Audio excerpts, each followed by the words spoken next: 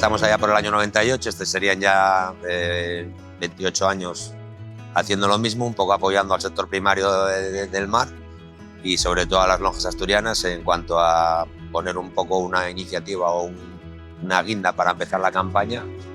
Todos los años intentamos comprar la primera tina y pagar un precio, digamos, llamativo, y este año hemos batido el récord histórico pagándolo a 398 € el kilo.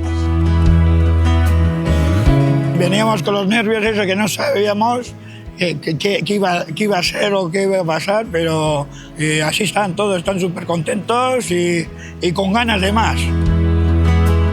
Es el esperado, con ilusión y el mejor que sale todo el año. Que esta campaña sea favorable y que venga mucho bonito.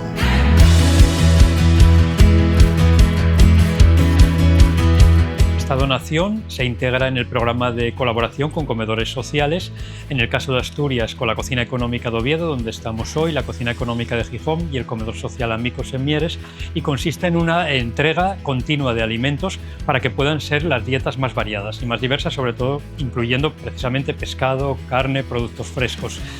Integrar hoy estos bonitos que acaban de llegar al Cantábrico pues supone como un broche.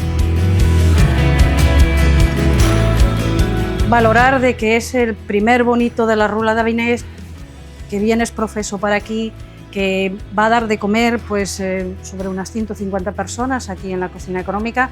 Entonces, bueno, de que todos los años sigamos teniendo a la Fundación Alimerca pendiente de nosotros con los bonitos, para ellos pues es un orgullo y es unas gracias tremendas las que podemos dar.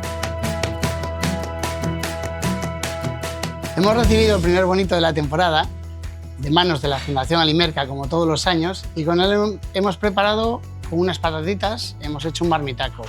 Tenemos pensado que vengan a comer aproximadamente unos 140, 150 personas y te hemos preparado para darles una buena ración.